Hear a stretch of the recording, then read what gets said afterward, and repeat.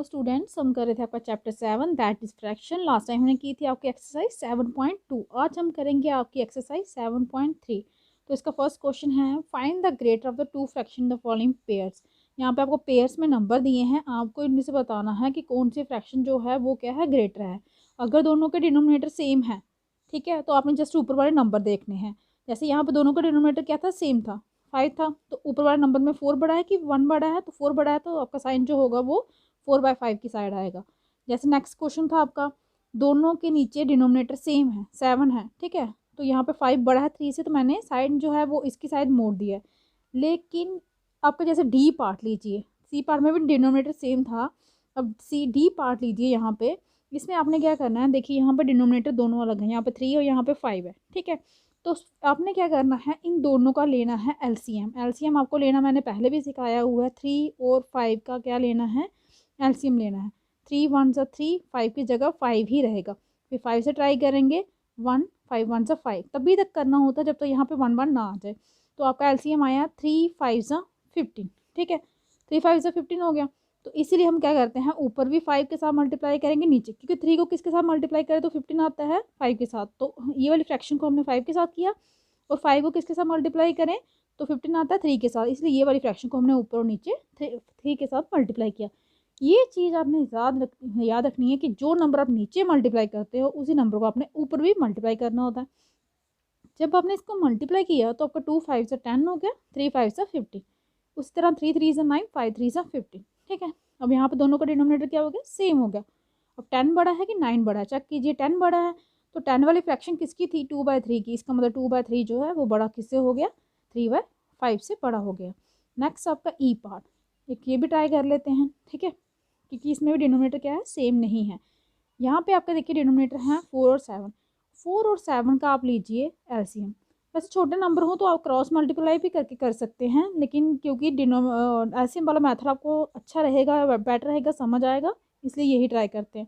अब 2 के साथ कर रहे हैं, 2 2 ज़ा 4, 7 की जगह 7, फिर से 2 1 ज़ा 2, 7 की जगह 7, अब 7 के साथ ही होगा। तो ये आपका यहाँ पे एलसीएम आएगा 2 2 ज़ा 4, ठीक है, 4 7 ज़ा 28। अब 28 चाहिए, 4 को किसके साथ मल्टीप्लाई करो तो 28 आता है 7 के साथ, तो 7 ऊपर भी और नीचे भी। 7 को किसके साथ मल्टीप्लाई करो तो 28 आता है 4 के साथ, तो 4 ऊपर भी नीचे भी। मल्टीप्लाई करने के बाद यहाँ पे देखिए आपके डिनोमिनेटर जो है वो सेम आ गए हैं। अब यहाँ पे 21 बड़ा है कि 16 बड़ा है, 21 बड़ा है, तो 21 किसका था, आपका 3/4 किससे बड़ा हो गया, 4/7 से बड़ा हो गया। ये था आपका K1 क्वेश्चन। इसी तरह आप इसके बाकी पार्ट भी ट्राई कर सकते हो। अब नेक्स्ट क्या है आपका K2 क्वेश्चन। इसमें कंपेयर करनी है फ्रैक्शन, आपने ग्रेटर देन या लेस देन या इक्वल टू सिंबल यूज़ करनी है। जैसा कि आपको यहाँ पे दिया गया है 5/6 इज ग्रेटर देन 3/4। ये मैंने खुद किया, ये साइन जो है मैंने खुद पुट किया है। कैसे है, क्योंकि मैंने इसका एलसीएम लिया, 24 आया, फिर आपको मैंने पूरा मैथड जैसे क्वेश्चन नंबर 1 में बताया है वैसा ही, ठीक है। इन सभी पार्ट्स में भी अपने वैसे ही सॉल्व करना जैसे कि K1 में किया हुआ है। डिनोमिनेटर देखने ही देखने हैं पहले, ठीक है, कि डिनोमिनेटर सेम है कि नहीं है। जैसे वहाँ पर 12 सेम था तो 7 बड़ा था तो मैंने इसकी साइड साइन कर दिया। इसमें देखिए मैंने एलसीएम लेके किया हुआ है, ठीक है। तो ये क्वेश्चन आप खुद सॉल्व कर सकते हैं अगर आपको K1 समझ आ गया होगा तो। नेक्स्ट आपका K3 क्वेश्चन है। इसमें अरेंज करना अपने फ्रैक्शन को असेंडिंग ऑर्डर। असेंडिंग ऑर्डर आपको पता है, छोटा फिर उससे बड़ा फिर उससे बड़ा। ये तो सभी के डिनोमिनेटर सेम है, यहाँ पर तो कोई प्रॉब्लम नहीं है। 1/7 आएगा, फिर 2/7 आएगा, 3/7, 4/7, 5/7 और 6/7। इसमें समझाने की कोई वो नहीं है। लेकिन अगर आपके डिनोमिनेटर सेम नहीं होते तो उस केस में आपको उनका पहले डिनोमिनेटर सेम बनाना पड़ेगा, तभी आप उसे असेंडिंग ऑर्डर में लिख सकते हैं। जैसा कि आपका यहाँ पे देखिए बी पार्ट में, ठीक है, तो इन सभी का जब आप एलसीएम लोगे ना, सभी का क्या लेना है, इसमें सिर्फ 2 है, 4 है और 8 है, 3 नंबर हैं, ठीक है। तो उन तीनों को जब एलसीएम लोगे तो 8 ही आएगा। तो आपने कोशिश करनी है 4 को किसके साथ मल्टीप्लाई करो तो 8 आता है 2 के साथ, तो 2 के साथ ऊपर भी नीचे भी। ये ऑलरेडी 3/8 है, इसको कुछ करने की जरूरत नहीं है। यहाँ पे 1/2 था, इसको 4 के साथ मल्टीप्लाई किया है। यहाँ पे 5/8 है, यहाँ पे 2 के साथ मल्टीप्लाई किया तो 8 बन गया। अब यहाँ पे क्लियरली आपको दिख रहा है कि 2 जो है वो 3 से छोटा, 3 कुछ से, 4 से, 4 से, 5 से, 5 वाला 6 में। तो बस आपने इसको क्या करना है, ये लिखना है इस बेसिस पे। ये आपका आ गया सोल्यूशन, ठीक है। नेक्स्ट है आपका S1 क्वेश्चन। आपने क्या करना है इसमें, right the fractions representing the shaded region.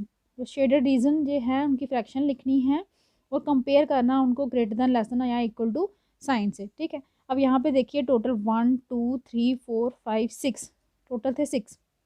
और शेडेड कितने हैं 5, तो ये आपका आ गया 5/6। ठीक है, अब नेक्स्ट आपका जो नीचे फिगर है इसका, इसमें काउंट कीजिए 1 2 3 4, 4 और 4 8, 8 और 4 12, टोटल हैं आपके 12, शेडेड हैं आपके 9। ठीक है, यहाँ पे भी आपके टोटल 12 हैं और शेडेड हैं आपके 11। ठीक है, एक ही बचा बॉक्स, तो शेडेड कितने हैं 11 है। अब मैंने क्या किया, यहाँ पे 6 था तो मैंने इसका भी सभी का 12 बनाने के लिए 6 को किस साथ मल्टीप्लाई करोगे तो 12 बनेगा 2 के साथ, तो 2 को मैंने ऊपर भी कर दिया और नीचे भी कर दिया, यह आ गया आपका 10/12। अब देखिए यहाँ से सामने से दिख रहा है सबसे बड़ा कौन है, 9 वाला छोटा है सबसे बड़ा, उससे बड़ा कौन है 10 है, और 10 से बड़ा कौन सा है 11/12। ठीक है, तो इसी तरह मैंने उसके ऑर्डर में लिख दिया है। नेक्स्ट आपका S2 question, filling the blanks इस तरह से करने हैं कि कंडीशन जो है वो सेटिस्फाई होनी चाहिए। आपकी कंडीशन आपको ये दी है 7/8 is less than 2 plus dash by 7। ठीक है, तो सबसे पहले आपने क्या करना है, दोनों के डिनोमिनेटर को सेम बनाइए। यहाँ पे 8 है, वहाँ पे 7 है, तो 8 और 7 का अगर आप एलसीएम लोगे तो वो 56 आएगा। ठीक है, तो इसलिए 8 को किसके साथ मल्टीप्लाई करना पड़ेगा, 7 के साथ। यहाँ पे भी ऊपर भी 8 के साथ, सपोज कीजिए यहाँ पे कुछ भी नहीं है। ठीक है, अब यहाँ पे 7 7 का क्या हो गया 49 हो गया, और नीचे आ गया 8 7 56। अब यहाँ पे आ गया आपका 8/8, 7 8 हो गया 56। अब 8 को किसके साथ मल्टीप्लाई करोगे, जो नंबर आपका हो वो 49 से बड़ा है। ठीक है, अगर आप देखिए 8 को करते हो 7 के साथ, 8 7 56, वो भी बड़ा होता है।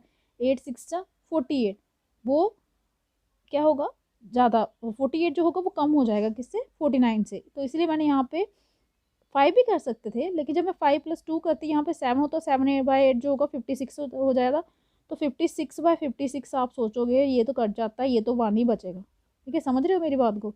जब यहाँ पे मैं अगर करती 5 पुट करती तो ये 2 + 5 होना था 7, 7 × 8 आपका क्या आना था 56, और नीचे भी आपका डिनोमिनेटर में क्या है 56।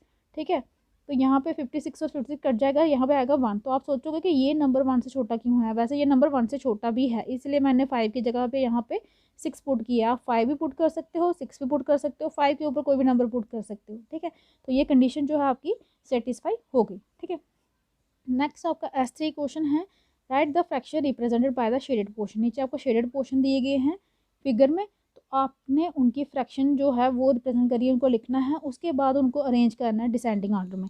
डिसेंडिंग ऑर्डर आपको ऑलरेडी पता है, पहले बड़ा फिर उससे छोटा फिर उससे छोटा। ठीक है, लास्ट में।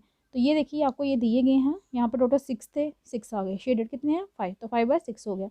यहाँ पे टोटल 15 थे, शेडेड कितने हैं 13, तो 13/15 आ गया। ठीक है, मैंने यहाँ पे सभी फिगर के आप निकाल सकते हो, सभी फिगर्स के क्या लिखी हैं फ्रैक्शन लिखी है। फ्रैक्शन लिखने के बाद क्या करना है, सभी का एलसीएम लेना है।